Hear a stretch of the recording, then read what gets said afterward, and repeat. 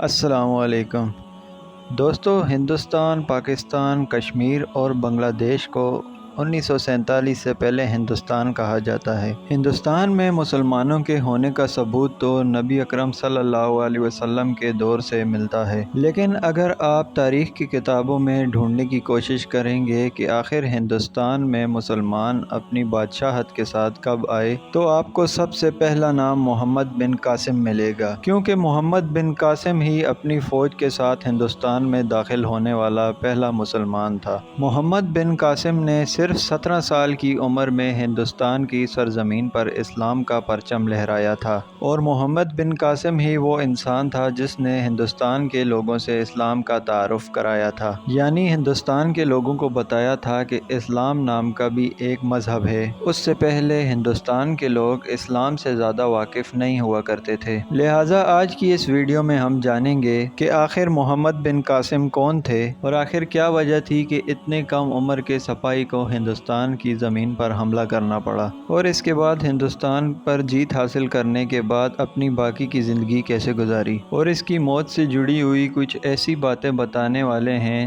جو یقیناً آپ کو حیران کر دیں گی۔ دوستو، یہ کہانی شروع ہوتی ہے آج سے تقریباً 1300 سال پہلے سے۔ محمد بن قاسم کی پیدائش 694 عیسوی میں طائف میں ہوئی۔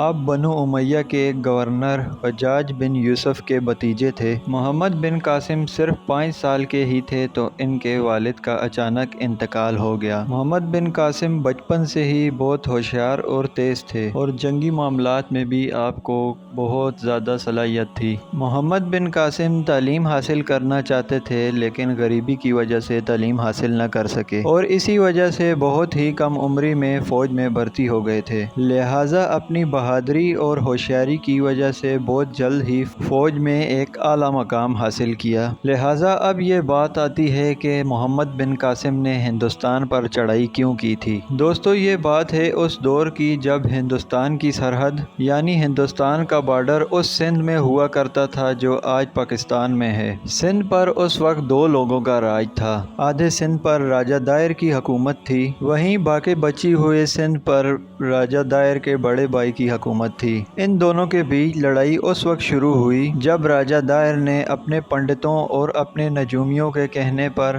اپنی بہن سے شادی کر لی، کیونکہ پنڈتوں کا کہنا تھا کہ اس کی بہن لاڑی سے جو بھی شادی کرے گا تو حکومت اسی کے پاس رہے گی۔ یہ بات راجہ دائر کے بڑے بھائی بالکل ناگوار گزری۔ راجہ دھرزیہ نے غصے میں آ کر ایک بڑی فوج کے ساتھ راجہ دائر پر حملہ کیا۔ اس سے پہلے کہ ان دونوں کی جنگ ہوتی، راجہ دھرزیہ کو چیچک کی بیماری ہو گئی، جس کی وجہ سے راجہ دھرزیہ کی موت ہو گئی، اور اسی کے ساتھ پورے سندھ پر راجہ دائر کا قبضہ ہو گیا۔ راجہ دائر ایک ظالم بادشاہ تھا جو اپنی رعایا پر ظلم کیا کرتا تھا۔ ایک بار کی بات ہے، لنکا کے ایک گورنر نے عراق کے ایک مسلم گورنر کو تحفے بھیجنے کے لیے جہاز روانہ کیا۔ لنکا کے اس جہاز میں تحفوں کے ساتھ ساتھ کچھ مسلمان خواتین بھی تھیں جو کعبہ شریف کے حج کے ارادے سے نکلی تھی۔ یہ جہاز جب سندھ کی بندرگاہ سے گزر رہا تھا تو بندرگاہ پہ لٹیروں نے اسے اپنا نشانہ بنا لیا۔ تمام تحفے لوٹ لیے گئے اور تمام خواتین اور مرد جو بھی اس میں تھے ان کو قتل کر دیا گیا۔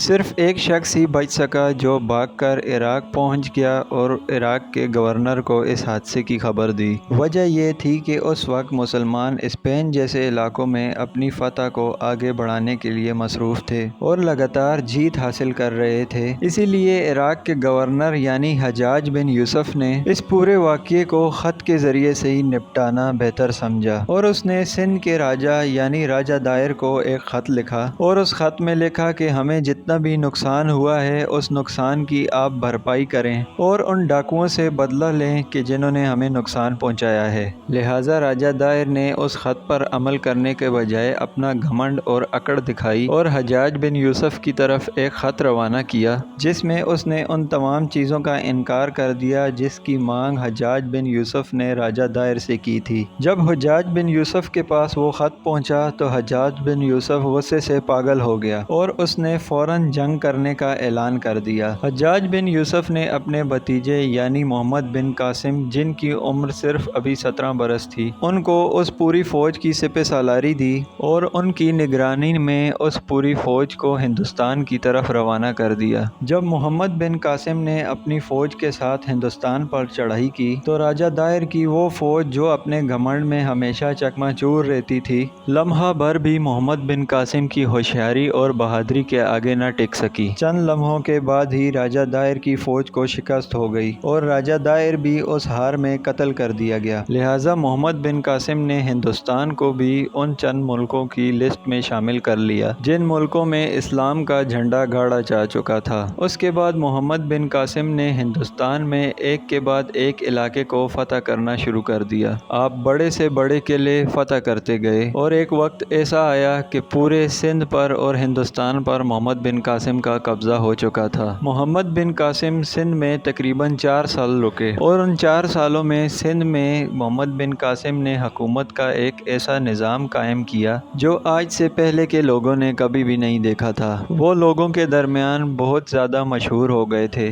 مسلم ہو یا غیر مسلم سب ان کی عزت کیا کرتے تھے، کیونکہ محمد بن قاسم کے بارے میں یہ مشہور تھا کہ ان کا اخلاق حد سے زیادہ اچھا تھا۔ وہ جس سے بھی ایک بار ملتے تھے وہ اس کا دیوانہ ہو جاتا تھا۔ وہ امیر اور غریب ہر ایک سے برابری سے ملا کرتے تھے۔ جس دن محمد بن قاسم نے سندھ پر پہلی بار فتح حاصل کی، اس سے اگلے دن ہی محمد بن قاسم نے یہ اعلان کرا دیا تھا کہ جو بھی شخص اپنے مذہب پر قائم رہنا چاہتا ہے وہ اپنے مذہب کے طور طریقوں پر پوری آزادی سے کام کر سکتا ہے، لہٰذا کسی قسم کی کوئی پابندی نہیں کی جائے گی۔ اب بات آتی ہے محمد بن قاسم کی وفات کے بارے میں کہ آخر آپ کی وفات کیسے ہوئی۔ آپ کو جان کر یہ حیرانگی ہوگی، لیکن یہ سچائی ہے کہ جس شخص نے اتنی کم عمری میں اتنا بڑا کارنامہ انجام دیا، یعنی سندھ کو فتح کیا، وہ شخص صرف اور صرف 20 سال کی عمر میں ہی اپنی موت سے ہار گیا تھا۔ یعنی محمد بن قاسم کا انتقال صرف 20 سال کی عمر میں ہی ہو گیا تھا۔ محمد بن قاسم کسی بھی جنگ میں شہید نہیں ہوئے تھے۔ محمد بن قاسم کے بارے میں مورخین بہت سی باتیں لکھتے ہیں،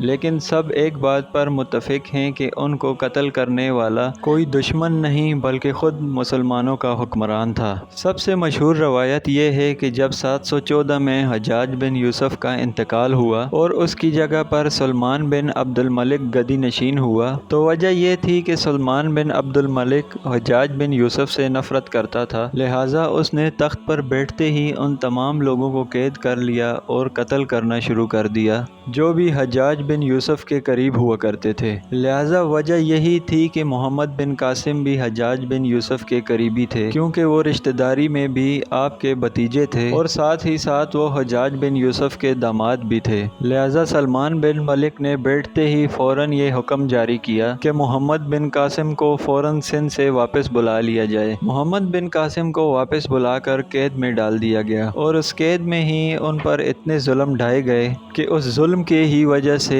محمد بن قاسم کی وفات ہو گئی۔ لہٰذا اتنی کم عمر میں وفات پانے والا ایک مجاہد آج ہندوستان، پاکستان بلکہ پوری دنیا کے مسلمانوں کی نظروں میں ایک ہیرو سے کم نہیں۔ ویڈیو پسند آنے کی صورت میں چینل کو سبسکرائب کریں اور ویڈیو کو لائک اور شیئر کریں۔